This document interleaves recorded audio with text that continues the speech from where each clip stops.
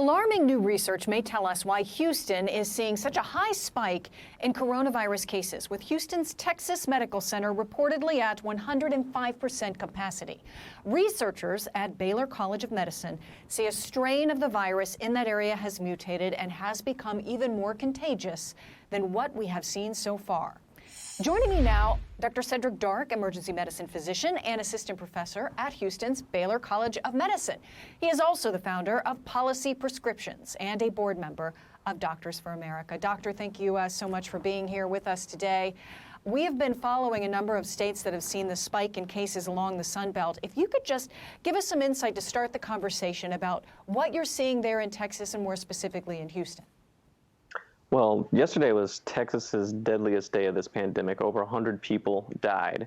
And I've seen reports that refrigerated trucks are coming to Texas to be able to handle bodies because there are not enough spaces in the morgues. This is something that I experienced one other time back when I was in medical school, 2001, during 9/11. I actually went to medical school in New York, and from my 14th floor, I could see down onto the office of the chief medical examiner, and I could see rows of refrigerated trucks, a white tarp, that carried the bodies of the people that were killed in the collapse of the Twin Towers. But just to put it in perspective, more people have died in Texas from COVID than those who died during the 9/11 attacks. And it's something particularly scary because we're hardly close to the end of this at all. And now we're seeing this new research. So this is the Los Alamos National Laboratory. They've discovered a mutation of the virus that facilitates its spread.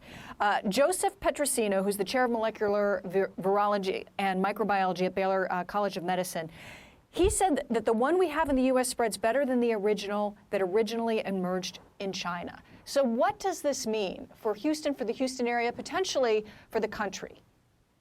Well, it just means it's so much easier for the disease to spread and for more people to get infected. And what that really means is that people need to take this seriously. We need to really make sure that everybody's masking up when they're out in public. People need to socially distance from people that aren't in their homes, because if we don't, we're going to lose control of the virus. And you see what's already happened in Texas. We actually had a pretty good grip on it earlier on in the pandemic in April and going into May, until we reopened our economy at a breakneck pace. Once we did that, cases started going up dramatically, increasing over the past 2 to 3 weeks, almost at an exponential rate. And so now we're trying to get a handle on it again, to the point where the governor had to reissue a mask order. But in that interim, there was a period of about 67 days where the governor prohibited people in Houston from issuing our own mask order until he was forced to do it himself for the entire state. Your thoughts on the suggestion that there should be a nationwide mask mandate versus this being done state by state? I mean, I think that healthcare is best delivered very, very locally. And so, what we should be doing is trying to have decisions made by local politicians at all costs if we can. I think it's a mistake for someone to come in and overrule what the local politicians want to do if that means they want to mask.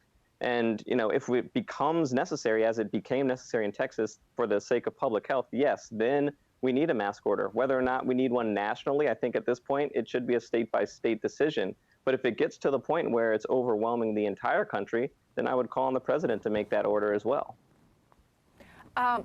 Houston, among other cities in the South, in Arizona, some in Florida, have been described as hot spots.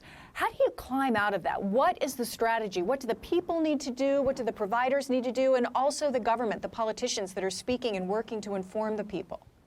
I think we need consistent leadership all the way from the top down. And as I said before, and I'll reiterate now, masking, social distancing, and taking this coronavirus seriously is what we definitely need to do. One of the other things that we have to realize is that our treatments in the medical field are fairly limited, right? We have oxygen that we can give to patients. We have antiviral remdesivir that we can give to people to shorten their hospital stays. Dexamethasone is showing to be a promising treatment for people that have damage to their lungs.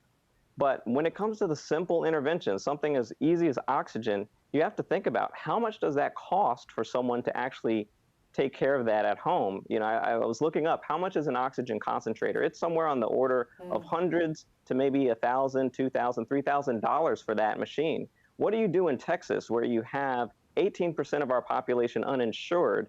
how are we going to make sure that people that need such a simple therapy actually have access to it? And so what I would say right now is we have a moral imperative to one another to address things like the social determinants of health, things like uninsurance, so that people that are infected, people that are sick, can get the care that they need so that they can recover and return to being functional members of society. Absolutely. Dr. Cedric Dark, a very important point made there at the end of the conversation. Appreciate your insight. Thanks for joining us.